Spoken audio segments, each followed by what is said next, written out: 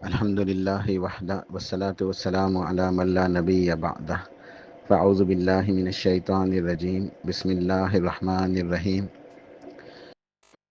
موجودہ حالات میں امت مسلمہ کی کیا ذمہ داریاں عائد ہوتی ہیں، ایک عام مسلمان کو کیا کرنا چاہیے، یہ ہماری سیریز چل رہی ہے۔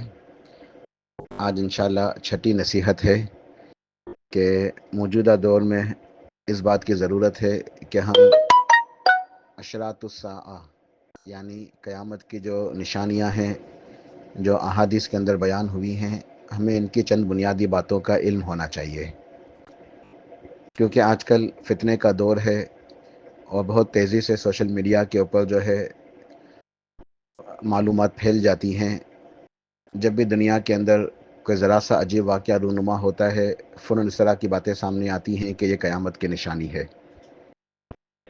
تو اس طرح کی سنی سنائی باتوں کو پھیلانا نہیں چاہیے جب تک مکمل علم نہ ہو، پختہ علم کے بغیر کہ آیا واقعی یہ نشانی بیان ہوئی احادیث کے اندر، اس طرح کی باتوں کو پھیلانا مناسب نہیں ہے۔ قیامت کی نشانیوں کا علم یہ کیوں ہونا چاہیے ہمیں؟ بعض لوگ یہ سمجھتے ہیں کہ بس یہ نشانی ہمیں پتہ ہونی چاہیے، تو وہ صرف ایک بطور تفریح معلومات میں اضافے کے لیے سنتے ہیں اس طرح کی چیزیں۔ نہیں، اصل مقصد یہ ہے کہ ہمیں ان سے عبرت حاصل ہو، ان سے ایک نصیحت حاصل ہو۔ انسان کے ذہن نشین یہ نقطہ ہمیشہ رہنا چاہیے کہ قیامت کا علم صرف اور صرف اللہ تعالیٰ کے پاس ہے۔ قیامت کب آئے گی صرف اللہ ہی کے علم میں ہے، مخلوق میں سے کوئی نہیں جانتا۔ لیکن یہ ہمارے ایمان کا حصہ ہے کہ ہر شخص نے مرنا ہے اور موت سب انسانوں کو آئے گی اور اچانک آئے گی۔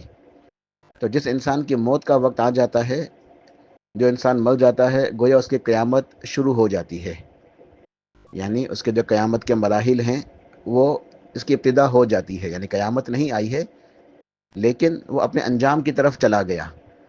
اب اس کی ایک برزخی زندگی ہے، سور پھونکے جانے تک، قیامت کے اعلان ہونے تک، قائم ہونے تک، لیکن اب اسے عمل کا کوئی موقع میسر نہیں ہے، اس کا عمل کا مواقع ختم ہو گئے۔ اب اس نے جو عمل کیے ہوں گے اس کی بنیاد کے اوپر اس کے لیے برزخی زندگی ہے۔ برزخ کی زندگی کے اندر عذاب بھی ہے، یا پھر انسان اگر نیک ہے، متقی ہے، تو اللہ تعالیٰ کی نعمتیں ہیں۔ تو ہر کسی کی قبر یا تو جہنم کا گڑھا ہے یا جنت کا باغ ہے، یہ انجام دونوں میں سے ایک ہر کسی کا ہونا ہے۔ لہٰذا ہمیں اس بات کی فکر کرنی چاہیے کہ ہماری تیاری کیا ہے۔ تو علامات قیامت یا اشراط الساعہ جو ہے، اس موضوع سے ہمیں نصیحت حاصل کرنی چاہیے کہ ہم اپنی موت کی تیاری کریں۔ اور یہ موضوع بہت طویل موضوع ہے اور یہ اس ایک درس کے اندر تو مکمل ہو نہیں سکتا، لیکن آج کے درس کے اندر ہم نے صرف نصیحت حاصل کرنی ہے، نصیحت کے حوالے سے ہم نے اس کے اوپر غور و فکر کرنا ہے۔ باقی انشاءاللہ جب یہ ہماری سیریز مکمل ہو جائے گی تو اس کے بعد ایک اور سیریز شروع کر دیں گے اشراط الساعہ یا قیامت کی علامت کے بارے میں، اس کے اندر تفصیل کے ساتھ پھر جو ہے وہ یہ ساری باتیں بیان ہو سکیں گی انشاءاللہ۔ اللہ پاک توفیق عطا فرمائے۔ اللہ پاک نے ارشاد فرمایا سورہ انعام آیت نمبر 158، هل ينظرون الا ان تأتيهم الملائکہ او یأتی ربک او یأتی بعض آیات ربک، کہ یہ لوگ کس چیز کا انتظار کر رہے ہیں؟ یہ لوگ منتظر ہیں کہ ان کے پاس فرشتے آ جائیں، یا ان کا رب ان کے پاس تشریف لے آئے، یا ان کے رب کی بعض نشانیاں، بعض آیتیں آ جائیں۔ یعنی یہ لوگ ایمان نہیں لاتے، نیکیاں نہیں کرتے، یہ کس چیز کے انتظار میں ہیں؟ یہ فرشتوں کا انتظار کر رہے ہیں، یا اس بات کا انتظار کر رہے ہیں کہ قیامت قائم ہو جائے، ان کا رب ان کے پاس آ جائے، یا پھر یہ اپنے رب کی طرف سے بعض نشانیاں دیکھ لیں؟ یعنی ان نشانیوں سے مراد قیامت کی علامات ہیں۔ یوم یأتی بعض آیات ربک لا ینفع نفسا ایمانها لم تکن آمنت من قبل او کسبت فی ایمانها خیرا۔ اللہ پاک نے آگے ارشاد فرمایا، اور جب آپ کے رب کی بعض آیتیں یعنی بعض نشانیاں اشراط الساعہ قیامت کی علامتیں آ جائیں گی، اس کے بعد کسی بھی نفس کو جو پہلے ایمان نہ لایا ہو، اب اس کا ایمان لانا فائدہ نہیں دے گا، یا جس شخص نے پہلے کوئی خیر نہیں کما لی، کوئی نیکیاں نہیں کر لی، اب اسے کوئی فائدہ حاصل نہیں ہوگا۔ ہاں، جو پہلے ایمان لا چکا ہے اور نیکیاں کرتا رہا ہے اسے تو اس کی نیکیوں کا اجر و ثواب ملتا رہے گا، لیکن اللہ تعالیٰ کی بعض نشانیاں دیکھ لینے کے بعد، یعنی قیامت کے علامات کو دیکھ لینے کے بعد اب ایمان جو ہے فائدہ نہیں دے گا۔ قُلِ انتظروا انا منتظرون، اے میرے حبیب آپ ارشاد فرما دیں کہ انتظار کرو، میں بھی تمہارے ساتھ انتظار کرتا ہوں۔ یعنی مفہوم یہ ہے ان آیات کے اندر، نصیحت یہ ہے کہ یہ لوگ کیوں ایمان نہیں لاتے، کیوں نیک اعمال میں جلدی نہیں کرتے، یہ لوگ کس کا انتظار کر رہے ہیں؟ کیا قیامت کا انتظار کر رہے ہیں یا اللہ تعالیٰ کی بعض نشانیوں کا انتظار کر رہے ہیں؟ اور جب اللہ تعالیٰ کی بعض نشانیاں ظاہر ہو جائیں گی، جیسے سورج کا مشرق سے نکلنا، سورج کا مغرب سے طلوع ہونا، سورج ہمیشہ مشرق سے طلوع ہوتا ہے لیکن قیامت کے قریب ایک دن یہ مشرق کے بجائے مغرب سے طلوع ہوگا، یا توبہ کا دروازہ بند ہو جانا، یا دجال کا آ جانا، یہ وہ نشانیاں ہیں کہ جن نشانیوں کے آ جانے کے بعد پھر کسی کو بھی جو پہلے ایمان نہیں لایا، جو نیکیاں نہیں کرتا رہا، اب اس کا نیکی کرنا یا ایمان لانا اب اس کو فائدہ نہیں دے گا۔ جو اس سے پہلے ایمان لے آیا اور نیکیاں کرتا رہا، اسی کو اس کا ایمان اور نیک اعمال اس کو فائدہ دیں گے۔ تو ان آیات کے اندر بڑی نصیحت ہے، اور جامع ترمذی کی روایت ہے، نبی صلی اللہ علیہ وسلم ارشاد فرماتے ہیں بادروا بالاعمال السبعہ، آپ نے ارشاد فرمایا کہ 7 چیزوں سے پہلے نیکیاں خوب جمع کر لو، 7 چیزوں سے پہلے تم خوب کثرت سے نیک اعمال کر لو، نیکیوں میں سبقت لے جاؤ، خوب کثرت سے نیک اعمال کر لو۔ هل تنتظرون الا فقرا منسیا، کیا تم منتظر ہو، انتظار کر رہے ہو ایسے فقر و فاقہ کا جو تمہیں بلا دے، یعنی پھر تم نیکیاں ہی نہ کر سکو، تمہارے پر ایسے حالات آ جائے، ایسے فقر و فاقہ آ جائے کہ تم پھر نیکیاں نہ کر سکو، تم نیکیوں سے غافل ہو جاؤ، بھول جاؤ۔ او غنن متغیہ، یا ایسے تمہیں جو ہے خوشحالی حاصل ہو جائے، ایسی امیری آ جائے کہ پھر جس امیری کے اندر جو ہے ایک طغیان ہو، سرکشی ہو، پھر تم نیک اعمال نہ کرو۔ او مرضاً مفسدہ، یا ایسی بیماری تمہیں لگ جائے جو فساد پیدا کرنے والی ہو، ایسی بیماری جس بیماری کے بعد تم نیکی نہ کر سکو۔ او حرما مفندہ، یا ایسا بڑھاپا جو تمہیں عاجز کر دے، لاچار کر دے، کہ ایسی عمر تمہاری ہو جائے بڑھاپے کی حالت میں کہ تم پھر نیکیاں نہ کر سکو۔ او موتاً مجہزہ، یا ایسی موت جو تمہیں بالکل بھی جو ہے وہ پھر موت آ جائے گی، تمہیں نیک اعمال ختم ہو جاتے ہیں، تو ایسی موت جو تمہیں پھر نیک اعمال کا موقع ہی نہ دے، پھر تمہارے سارے اعمال منقطع ہو جائیں۔ او الدجال فشر غائب ينتظر، یا تمہیں پھر دجال کا انتظار ہے کہ جس کا شر، جتنی بھی غیبی شر ہیں ان میں سب سے زیادہ شدید ہے، سب سے زیادہ شدید شر اسی دجال کا ہے جس کا انتظار کیا جا رہا ہے۔ اب الساعۃ فالساعۃ ادہا وامر، یا تمہیں قیامت کا انتظار ہے کہ قیامت تو جب واقع ہوگی تو اس کا واقع ہونا تو برحق ہے، اور پھر قیامت کے واقع ہونے کے بعد کسی کو کچھ بھی فائدہ نہیں ہوگا۔ تو یہ حدیث بھی ہمیں نصیحت کرتی ہے کہ ہم یہ جو 7 چیزیں گنوائی گئی ہیں ان سے پہلے ہم نیک اعمال کے اندر جلدی کر لیں، بڑھاپے سے پہلے، بیماری سے پہلے، ایسی مصروفیت سے پہلے، فقر و فاقہ سے پہلے، یا قیامت کی جو علامات ہیں دجال وغیرہ ان سے پہلے ہم جو ہمیں مہلت ملی ہے، جو صحت ہے، توانائی ہے، وقت میسر ہے، اس کو غنیمت جانیں اور نیک اعمال کر لیں۔ یہ جو اشراط الساعہ کا موضوع ہے، جیسے میں نے بتایا بہت طویل ہے، اور ہم اس موضوع کو جو ہے اس درس کے اندر اس کا احاطہ نہیں کر سکتے، لیکن بس چند بنیادی باتیں جن کو میں چاہتا ہوں کہ بیان کروں کہ ان کو ہمیں ذہن نشین ہونا چاہیے، ان کو سمجھنا ضروری ہے۔ پہلی بات یہ کہ میں چند باتوں کا جیسے جو احادیث سے ثابت ہیں ان کا خلاصہ بیان کر دیتا ہوں، تمام باتوں کا نہیں، جو تمام نشانیاں بیان ہوئی ان کا نہیں، لیکن جو چند چیزیں ہمارے جاننے کے لیے ضروری ہیں ان کا خلاصہ اپنے لفظوں میں بیان کر دیتا ہوں، تمام احادیث نہیں سناتا۔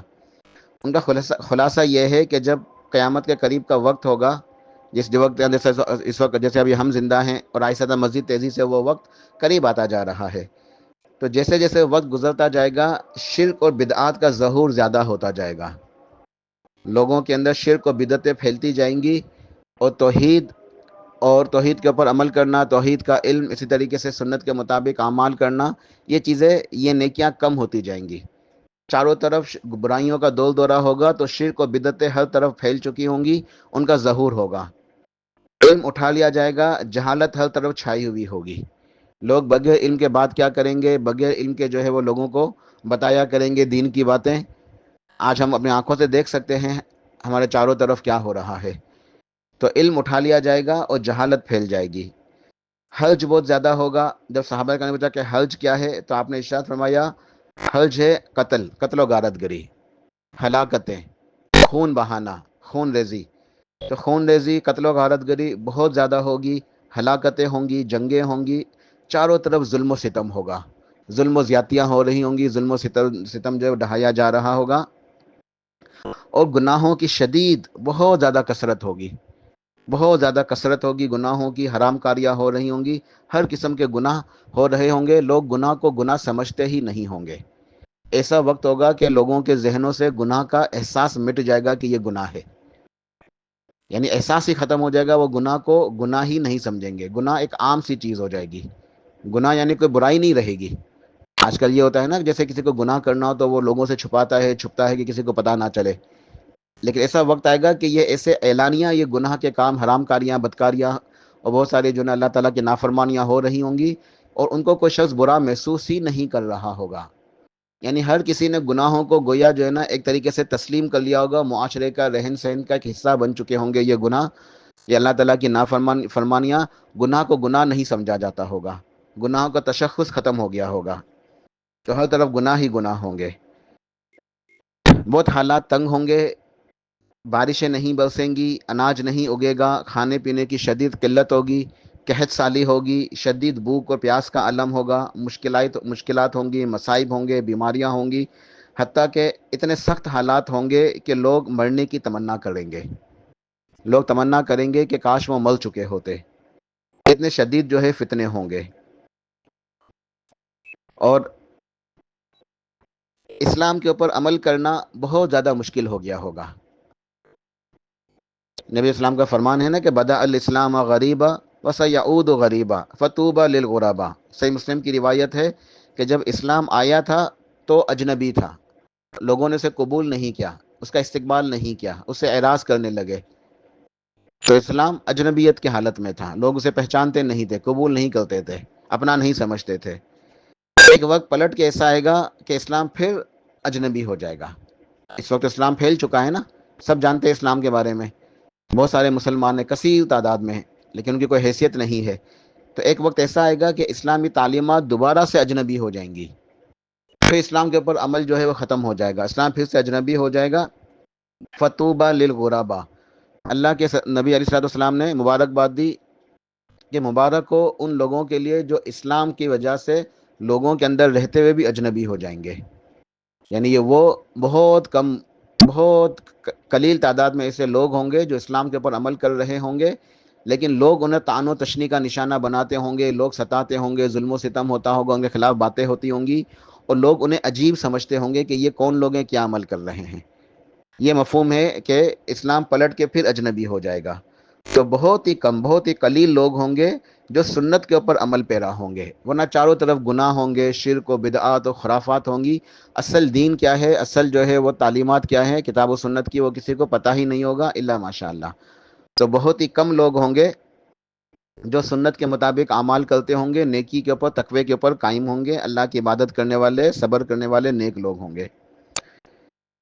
اور نبی علیہ الصلوۃ والسلام نے ایک حدیث میں ارشاد فرمایا ہے ان من ورائکم ایام الصبر. مسند بزار کی روایت ہے کہ تمہارے آگے ایک ایسا وقت آئے گا جب صبر کے دن آئیں گے. یعنی بہت زیادہ جو ہے صبر کرنے کی ضرورت ہوگی، حالات اتنے مشکل ہوں گے. اور ارشاد فرمایا کہ ان حالات میں صبر کرنا یہ ہوگا، ایسا ہوگا گویا ایک مثال بیان فرمائی نبی صلی اللہ علیہ وسلم نے کہ گویا کوئی شخص کسی آگ کے انگارے کو اپنی ہتھیلی پہ رکھے. تو کتنا مشکل کام ہے. کوئی جلتا ہوا انگارہ، آگ کا انگارہ، کوئلہ جو ہے جل رہا ہو، وہ اپنی ہتھیلی کے اوپر اپنی مٹھی میں لے سکتا ہے؟ ظاہر اس کا ہاتھ جلے گا تو شدید تکلیف ہوگی، وہ گرا دے گا، نہیں لے سکے گا. تو یہ مثال بیان فرمائی کہ جیسے ہتھیلی کے اوپر، ہاتھ کے اوپر انگارہ لینا مشکل ہے، اتنا ہی اسلام کے اوپر عمل کرنا مشکل ہوگا. اور ایک سجدہ یہ دنیا اور ما فیہا ان سب سے بہتر ہوگا. یعنی کسی شخص کو توفیق مل جائے کہ اللہ کی معمولی سے بھی عبادت کر لے، تو ایک سجدہ بھی اللہ تعالیٰ کو کر لے تو وہ اتنا قیمتی ہوگا کہ یہ پوری دنیا اور اس دنیا کے اندر جو کچھ بھی ساز و سامان ہے ان سب سے زیادہ قیمتی ایک سجدہ ہوگا ان حالات کے اندر. اور ایسے مشکل حالات کے اندر جو نیکی و تقوی کے اوپر قائم رہے گا، اللہ کی عبادت کرے گا، اس کو اجر و ثواب کتنا ملے گا؟ آپ نے ارشاد فرمایا کہ ان کی ایک نیکی کا بدلہ ایسا ہوگا جیسے تم میں سے کوئی 50 لوگ جو ہے وہ عمل کریں. 50 لوگوں کے اعمال کے برابر اس نے ایک نیکی کا ایک شخص کو ثواب ملے گا. جب صحابہ کا ہم نے پوچھا کہ یہ 50 لوگ عام لوگ لگے نہیں تم میں سے، یعنی اگر 50 صحابہ کوئی نیک عمل کریں تو کتنا اجر و ثواب ملے گا؟ اتنا اجر و ثواب اس دور کے اندر، مشکل فتنوں کے دور کے اندر اس شخص کو ملے گا نیکیاں کرنے کے اوپر جو صبر کر رہا ہوگا، نیکیوں کے اوپر قائم و دائم ہوگا، اعمال سنت کے مطابق کر رہا ہوگا. اختلافات شدید ہوں گے. احادیث کے اندر آتا ہے کہ بہت شدید لڑائیاں ہوں گی، اختلافات ہوں گے، تنازعات ہوں گے، آپس میں جو ہے محبت اور ہمدردی، یکجہتی اور جو نا اتحاد اتفاق بالکل بھی نہیں ہوگا. بس اختلافات ہوں گے، لڑائیاں، تنازعات، الجھاوے، مسائل ہی مسائل ہوں گے. زلزلے کثرت سے آئیں گے. دیکھیں آج کل انسان خود دیکھ سکتا ہے کہ جو زلزلوں کی خبریں آیا کرتی تھی مہینوں مہینوں میں، کبھی کہ کافی مہینوں کے بعد پتہ چلتا ہے کہ کسی جگہ زلزلہ آیا ہے. آج روزانہ یہ خبریں آ رہی ہیں کہ فلاں علاقے میں زلزلہ آیا، فلاں علاقے میں، کبھی فلاں علاقے میں، روزانہ کی بنیاد پر یہ خبریں آ رہی ہیں. تو یعنی گویا روزانہ کی بنیاد کے اوپر زلزلے آ رہے ہیں. اور یہ بالکل احادیث سے ثابت ہے کہ اختلافات ہوں گے، زلزلے کثرت سے آئیں گے، سیلاب آئیں گے، آفتیں آئیں گی، قدرتی آفتیں ہوں گی. الغرض حالات بہت زیادہ مشکل ہوں گے، پریشانی کا جو شکار ہوں گے. تو انہی حالات کے اندر پھر قیامت کی جو بڑی نشانیاں ہیں وہ شروع ہو جائیں گی. خلاصہ یہ ہے تمام احادیث کا کہ جو بڑی قیامت کی جو علامتیں ہیں اسے ہم 3 حصوں میں تقسیم کر سکتے ہیں: علامات الصغریٰ، علامات الوسطیٰ، علامات الکبریٰ. چھوٹی نشانیاں، درمیانی نشانیاں اور بڑی نشانیاں. چھوٹی نشانیوں کا دور ختم ہو چکا ہے. آج میں اور آپ جس دور کے اندر زندہ ہیں ہم علامات الوسطیٰ کے آخری مرحلے میں ہیں. کسی بھی وقت جو ہے یہ دور ختم ہوگا اور علامات الکبریٰ شروع ہو جائیں گی. جو علامات الکبریٰ شروع ہوں گی تو وہ اس طرح شروع ہوں گی، حدیث کے اندر آتا ہے کہ جیسے ایک پے در پہ یکے بعد دیگرے ایک ایک کر کے نشانیاں ظاہر ہوں گی. جیسے ایک موتی ٹوٹتا ہے، اس موتی کے ٹوٹنے سے جس طرح اگر کوئی ہار کے اندر موتی بندھے ہوئے ہیں، کوئی تسبیح ہے یا کوئی ہار ہے، اس کا دھاگا ٹوٹ جاتا ہے، کس طرح ایک ایک کر کے اس کے دانے، اس کے موتی زمین کے اوپر گرتے ہیں یکے بعد دیگرے، بالکل اسی طرح ایک ایک کر کے نشانیاں ظاہر ہوں گی. ایک نشانی ظاہر ہوگی، وہ پوری ہوگی، فوراً دوسری ظاہر ہو جائے گی، پھر فوراً تیسری ظاہر ہو جائے گی. تو ایک تسلسل کے ساتھ جو ہے یکے بعد دیگرے جو ہے وہ نشانیاں ظاہر ہوتی رہیں گی. بہت ہی کم عرصے میں علامات الکبریٰ کا دور جو ختم ہو جائے گا. علامات الصغریٰ تو بہت طویل عرصہ چلا، علامات الوسطیٰ بھی لمبا عرصہ، لیکن علامات الکبریٰ یہ لمبا عرصہ نہیں ہوگا. یہ بہت کم جو ہے، یہ جلدی یہ وقت ختم ہو جائے گا. اس کی ابتدا ہوگی جنگوں سے. بڑی جنگیں ہوں گی، بہت سارے اختلافات ہوں گے، قتل و غارت گری ہوگی، خون ریزی ہوگی، جنگ عظیم، ملحمۃ الکبریٰ، جنگ عظیم، بڑی بڑی جنگیں ہوں گی. تو انہی جنگوں کے دوران جو ہے سیدنا مہدی علیہ السلام جو ہے ان کا جو ہے نا ظہور ہوگا. یہ عرب سے ہوں گے، قریش میں سے ہوں گے، بنو ہاشم میں سے، اہل بیت میں سے ہوں گے، ہمارے پہلے نبی علیہ الصلوۃ والسلام کے خاندان مبارک سے ہوں گے، سیدہ فاطمہ الزہرا رضی اللہ عنہا کی اولاد سے ہوں گے، اور حضرت حسن رضی اللہ عنہ کی اولاد میں سے ہوں گے. حضرت حسن رضی اللہ عنہ کی اولاد میں سے ہوں گے. خلیفہ ہوں گے، اللہ کے بہت زیادہ عبادت کرنے والے ولی اللہ نیک بندے ہوں گے، لیکن نبی نہیں ہوں گے. ہاں، نام ان کا بھی محمد ہوگا، والد کا نام عبداللہ ہوگا. بہت ہی خوبصورت اور چہرہ ہوگا، نورانی چہرہ، روشن، چوری پیشانی ہوگی، ناک لمبی اور پتلی ہوگی. تو جب یہ ان کا ظہور ہوگا کس طرح ہوگا کہ ایک خلیفہ کی موت کے وقت اختلاف و خانہ جنگی شروع ہو جائے گی، فتنہ عام ہوگا. تو ایک شخص جو مدینہ میں ہوگا وہ فتنے کے ڈر سے بیت اللہ شریف آ جائے گا، مکہ مکرمہ. کچھ لوگ پہچان جائیں گے کہ یہی مہدی ہیں اور ان سے کہیں گے کہ آپ عمارت سنبھالیں، خلافت سنبھالیں. وہ امیر بننے سے انکار کریں گے اور راضی نہیں ہوں گے. لوگ اصرار کریں گے، حتیٰ کہ وہ بیت اللہ کی طرف آئیں گے اور طواف شروع کر دیں گے. تو دوران طواف ہی جو ہے حجر اسود اور مقام ابراہیم کے درمیان لوگ انہیں جو ہے مجبور کر دیں گے اور ان کی بیعت شروع کر دیں گے. جب ان کی بیعت شروع ہوگی تو اس کے بعد پھر ایک لشکر نکلے گا ان سے لڑائی کرنے کے لیے، اور وہ لشکر اللہ کے حکم سے زمین میں دسا دیا جائے گا. جب یہ لشکر زمین میں دسایا جائے گا تو پھر جو لوگ ابھی تک شک کے اندر مبتلا ہوں گے کہ واقعی یہ مہدی ہیں کہ نہیں، تو اس نشانی کو دیکھنے کے بعد انہیں یقین آ جائے گا کہ یہ واقعی سیدنا مہدی علیہ السلام ہیں۔ پھر دنیا میں ہر طرف سے لوگ ان کی طرف آ جائیں گے اور سب مسلمان جو ہے ان کی طرف آئیں گے، اور یہ پھر سب کے مسلمانوں کے خلیفہ بن جائیں گے اور مسلمانوں کے قائد اور امام ہوں گے۔ اس کے بعد ایک طویل جنگوں کا سلسلہ شروع ہوگا۔ صحیح مسلم ایک روایت ہے کہ شروع کے اندر سب سے پہلے مسلمانوں کو شکست ہوگی، ان کا نقصان ہوگا، دوسرے دن بھی نقصان ہوگا، تیسرے دن بھی، چوتھے دن جو ہے اللہ تعالیٰ نے فتح عطا فرمائے گا، لیکن اس فتح سے مسلمانوں کو خوشی نہیں ہوگی، کیونکہ اتنی شدید نقصان ہو چکا ہوگا مسلمانوں کا، اتنی لاشیں گری ہوں گی کہ اگر ایک پرندہ لاشوں کے اوپر سے جو ہے اگر سفر کرے تو وہ تھک کے گرے گا، اس کی زندگی ختم ہوگی، لاشیں ختم نہیں ہوں گی۔ تو اتنی شدید جو ہے یہ جنگیں ہوں گی، اتنی شدید جو ہے وہ اس کے اندر لوگ جو ہے نا وہ ہلاک ہوں گے، کافروں کے، مشرکوں کے، اس لیے کہ مسلمانوں کی بھی شہادتیں ہوں گی، تو بہت زیادہ جانی نقصان ہوگا۔ اور جب مسلمانوں کو فتح حاصل ہوگی، اس کے بعد جو ہے وہ مسلمان، حدیث شریف کے اندر آتا ہے کہ استنبول جو ہے، قسطنطنیہ موجودہ جو ترکی ہے، یہ اسے فتح کریں گے مجاہدین، اور جب یہ فتح کریں گے تو یہ بغیر ہتھیاروں کے، بغیر لڑائی کے، صرف اللہ کی تکبیر، اللہ کی کبریائی کے، مسلمان کہیں گے لا الہ الا اللہ، اللہ اکبر، یہ 3 دفعہ کہنے سے بغیر لڑائی کے اللہ تعالیٰ جو ہے اسے مسلمانوں کے حوالے کر دیں گے، فتح ہو جائے گی۔ تو یہاں بعض لوگ سوال کرتے ہیں کہ آج کل تو ترکی مسلمانوں کے پاس ہے، تو واللہ عالم یہ ساری چیزیں کب ہوں گی، کیسے ہوں گی، اللہ ہی کے علم میں ہے۔ انشاءاللہ سے کچھ تفصیل جو ہے ہم جب اگلی سیریز جب یہ شروع کریں گے اشراط الساعہ، تو وہاں تفصیل سے بیان کریں گے، کیونکہ انشاءاللہ اگر یہاں تفصیل بیان ہوئی تو پھر بہت لمبی جو ہے نا یہ درس وائس بہت لمبا ہو جائے گا۔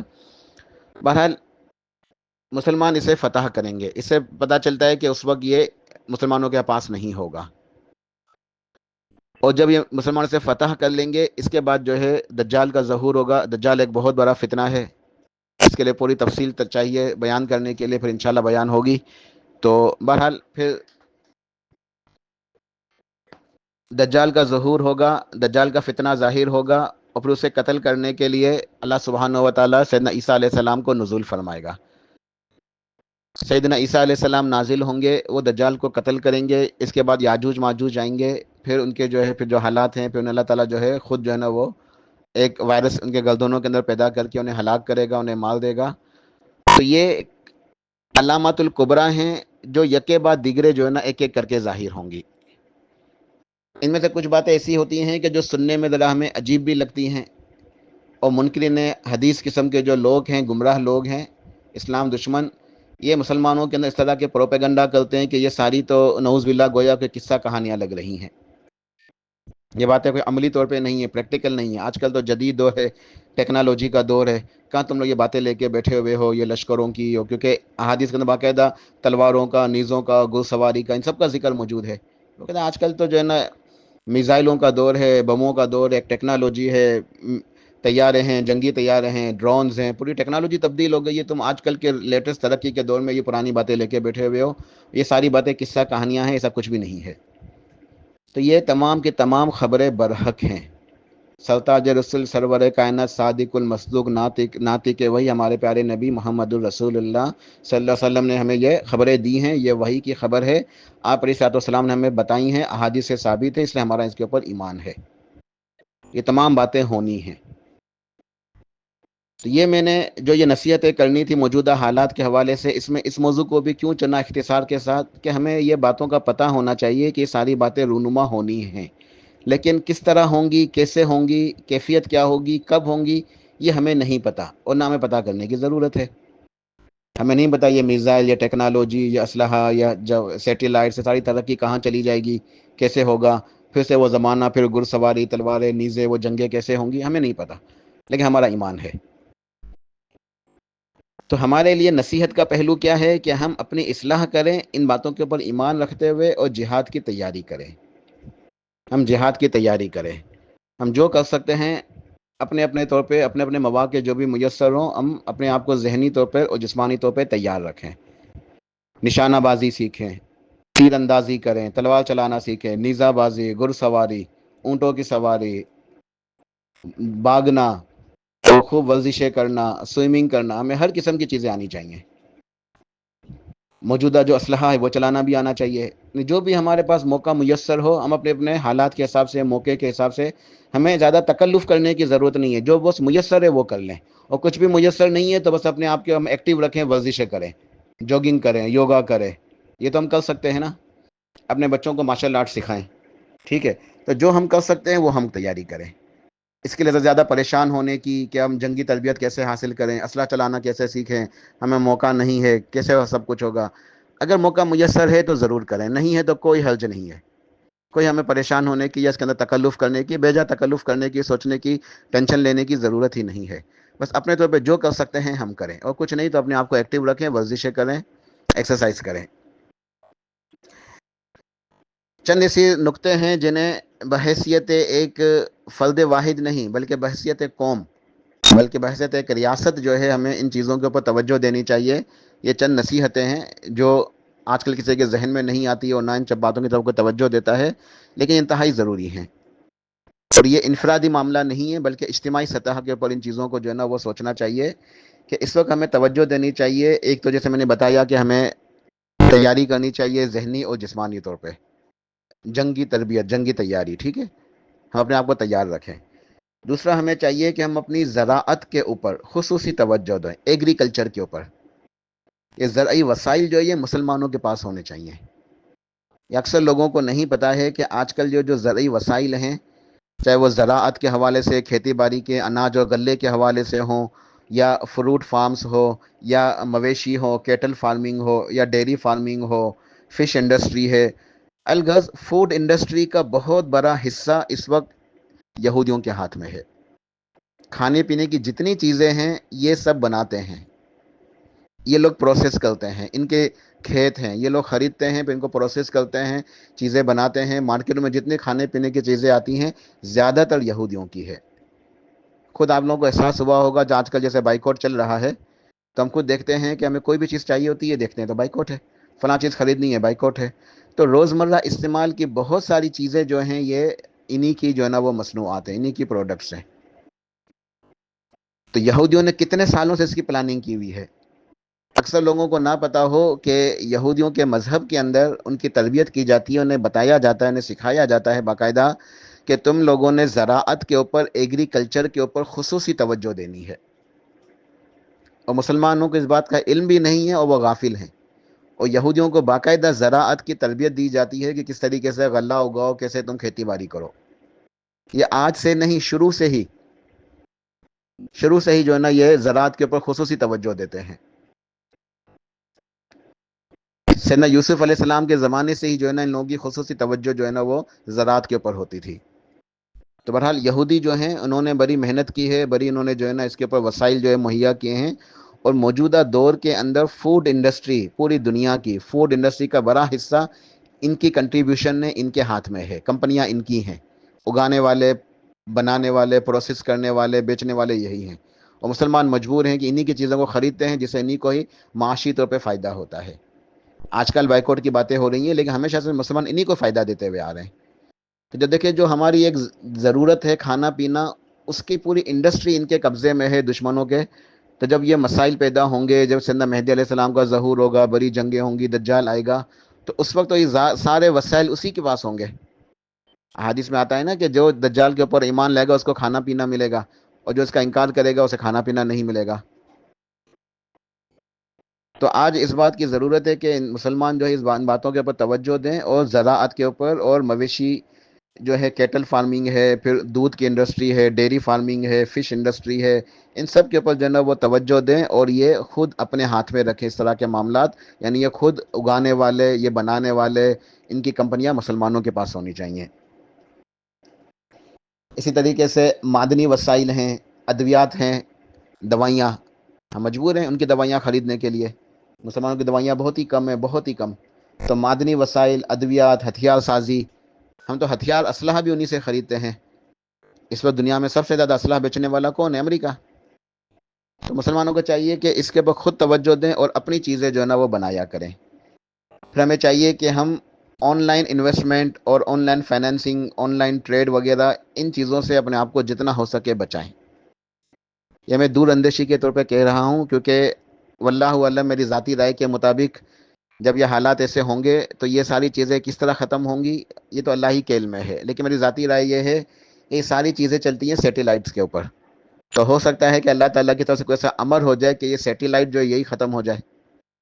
سیٹلائٹ ختم تو بینک ختم، انٹرنیٹ ختم، دنیا پہنچ جائے گی پتھر کے زمانے میں، ہر چیز ختم. تو اس لیے ہمیں جو ہے نا یہ جو آج کل کاغذ کے کرنسی نوٹس ہیں نا، تو ان کی کوئی حیثیت نہیں ہے. جب یہ ساری چیزیں ہوں گی پھر یہ کاغذ ہوگا. پھر کسی کے پاس جو ہے نا 5,000 روپے کا نوٹ ہے، اس سے جو ہے نا وہ ایک پاؤ دہی خرید نہیں سکے گا. تو ان زیادہ تر جو ہے نا کرنسی جو ہے نا اس کو اپنے کاروبار کے اندر، معاملات کے اندر، تجارتوں کے اندر فلو میں رکھیں، کیش فلو کے اندر رکھیں، لیکن زیادہ کرنسی جمع کر کے نہ رکھیں. اور خصوص طور پہ آن لائن چیزوں سے بچیں. آن لائن فائنانسنگ جو آج کل جو ہے نا بٹ کوائنس ہوتے ہیں، پتہ نہیں کیا کیا نئی نئی چیزیں آتی ہیں، آن لائن انویسٹمنٹ وغیرہ، یہ سب کا سب جو ہے نا کوئی اچانک بہت بڑا حادثہ ہوگا اور پوری دنیا کی جو ہے نا یہ معیشت ڈوب جائے گی. تو یہ سب کچھ ڈوب جائے گا. تو اپنے پیسوں کو بینکوں کے اندر پھنسا کے نہ رکھیں. یہ جو پیسے ہیں نا رولنگ میں رہیں تو بہتر ہے بہرحال جو ضرورت کے مطابق، لیکن بلا وجہ جو سیونگ ہوتی ہے نا، اپنی سیونگ نہ رکھیں بینکوں کے اندر یا پیسوں کی صورت میں، کیونکہ یہ سب انہی کے ہاتھ میں ہے. بینک کو شروع کرنے والے، بینکنگ سسٹم کو چلانے والے، موجودہ جو بھی سسٹم چل رہا ہے، یہ سب کا سب ٹوٹل 100% یہودیوں کے ہاتھ میں ہے. ایکسچینج ریٹ بھی یہی طے کرتے ہیں. مختلف ممالک کی معیشت بھی جو ہے نا یہی لوگ فیصلے کر رہے ہوتے ہیں.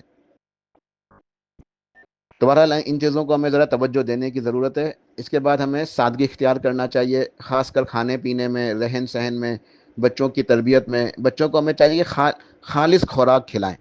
خود بھی اچھی چیزیں، ہیلدی چیزیں کھائیں، صحت بخش چیزیں، خالص خوراک خود بھی استعمال کریں، بچوں کو بھی دیں. آج کل ہمارے بچے کیا ہیں، بس یہ گھر کے کھانے نہیں کھاتے، صحت مند چیزیں، گھر کی چیزیں نہیں کھاتے، بلکہ بس junk food, fast food, burger, jam, jelly, ketchup, fast food. تو یہ بچے پھر مضبوط نہیں ہوتے، ان کے اندر امیونٹی نہیں ہوتی، قوت مدافعت نہیں ہے، وہ مجاہد نہیں بنتے. تو ہمیں سادگی اختیار کرنی چاہیے کھانے پینے میں، رہن سہن میں. اور پروسیس فوڈ جو ہوتے ہیں نا، جو جو ہمیں ریڈی میڈ چیزیں مل جاتی ہیں پیکٹوں کے اندر پیک کی ہوئی ہوتی ہیں، اس کی ایک ڈیٹ ہوتی ہے 3 مہینے، 6 مہینے، 4 مہینے، یہ پروسیس فوڈز ہوتے ہیں، ان سے بچیں. تازہ کھانا کھائیں، تازہ سبزیاں کھائیں، تازہ گوشت، تازہ دودھ. ہر چیز سادگی کے ساتھ تازہ ہونی چاہیے. پروسیس فریج کی رکھی ہوئی، فریز کی ہوئی فروزن آئٹمس، یہ سب جنک فوڈ میں شمار ہوں گے. ان چیزوں سے اپنے آپ کو بچائیں. میڈیا کے فتنے سے بچیں. خیر میڈیا کا تو اب اگلے درس کے اندر پوری نصیحت اس موضوع کے اوپر آئے گی، تو وہاں انشاءاللہ بات کر لیں گے. تو یہ چند نصیحتیں تھیں کہ ہمیں چاہیے کہ ہم یہ جو قیامت کی نشانیاں ہیں ان باتوں کو سمجھیں اور ہم تیاری کریں، ذہنی طور پہ، جسمانی طور پہ ان چیزوں کے لیے تیار رہیں.